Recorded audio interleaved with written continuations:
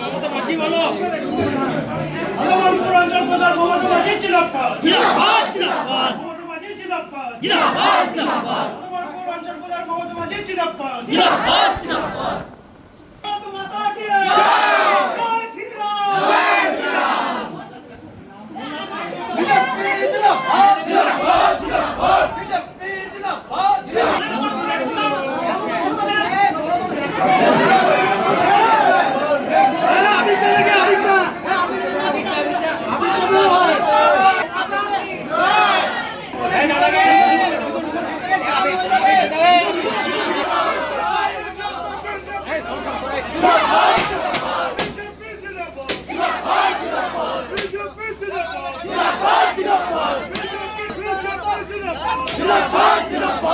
সামনে জিন্দাবাদ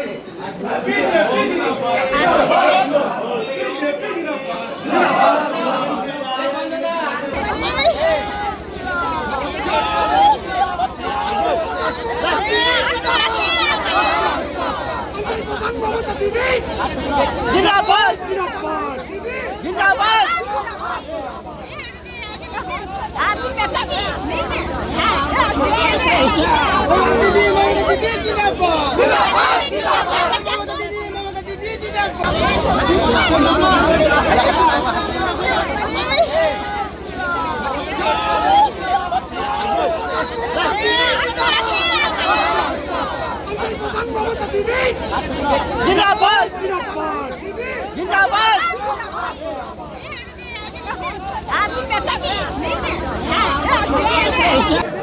ঠিক আছে জয় শ্রী রাম দাঁড়াও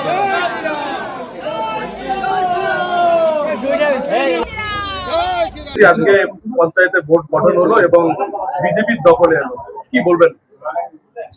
আমি বলবো যে 23 সাল থেকে যে মানে 23-এর পর যে প্রধান হয়েছিল উনি মানে এমন পরিস্থিতি করেছিল যে রাধামোহনপুর পঞ্চায়েতের পুরো যারা আসতো তারা কোনো পরিষেবা পেত না। তাই আমি চাই আমার বিজেপি পার্টি এসছে, আমাদের ভারতের জনতা পার্টি, আমি চাই যে আমাদের যেন রাধামোহনপুর 23টা বুথে যেন আমি সবাইকে পরিষেবা দিতে পারি, কারণ আমাকে পার্টি চেয়েছে, পার্টি আমাকে সম্মান দিয়েছে, আমি যেন সেই পার্টির সম্মান যেন আমি রাখতে পারি। আজকে আপনি প্রধান হিসেবে নির্বাচিত হলেন, কজন মেম্বার আপনাকে সমর্থন করেছেন? 12 জন। এরপরে কি মানুষের উন্নয়ন করতে পারবেন বলে মনে করছেন? 100%। আমি তো আশা করি যে আমি যখন ভারতের জনতা পার্টি থেকে নেমেছি, আমি প্রথম থেকেই আশা করেছিলাম যদি আমরা পঞ্চায়েত পাই তাহলে আমরা চেষ্টা করবো 23, চেষ্টা বলতে আমার 100% গ্যারান্টি যে আমি 23টা বুথকেই সমান চোখে দেখবো। আর পার্টি তো আমার সামনেই মানে পাশেই থাকবে। আমি চাই যেন আমাকে যে দাদারা আমাকে আজকে এই সম্মান দিয়েছে সেই দাদারা যেন আমার পাশে সবসময় থাকে, কারণ আমি তো একা যেহেতু এই পঞ্চায়েতটাতে আমি লড়তে পারবো না, কারণ আমার দাদাদেরকেও দরকার। বিগত পঞ্চায়েতে যদি সরকারের আমলে যদি দুর্নীতি হয় তাদের কি অ্যাকশন হবে? তাদের তো আমি ছাড়বই না, কারণ তারা আমাদেরকে এমন ভাবে করেছিল যে আমাদের যে 10টা মেম্বার ছিলাম আমরা, আমাদেরকে পঞ্চায়েতে মিটিং এ আসতাম, কোনো আমাদের 10টা মেম্বারের কোনো কাজই হতো না এবং 10টা মেম্বারকে কোনো সম্মানই দেয় না ওরা। আপনার নাম? আমার নাম মমতা মাঝি। অবশেষে রাধামোহনপুর পঞ্চায়েত বিজেপির দখলে হলো, আজকে কিভাবে পঞ্চায়েতের ভোট গঠন হলো?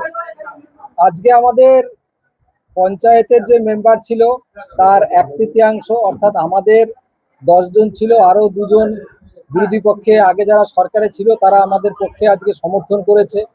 বাকি আমরা টোটাল তাহলে 12 জন হয়েছিলাম, সেইভাবে আমাদের 12 আর ওদের 11 হলো, তাই তো? এইভাবে আমাদের বোর্ড গঠন হয়েছে, 12-11 এই পর্যায়ে বোর্ড গঠন হয়েছে।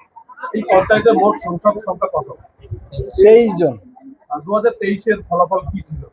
2023-এ আমরা ভারতীয় জনতা পার্টি 10 পেয়েছিলাম, আর যারা সরকারে ছিল তারা 13টা পেয়েছিল।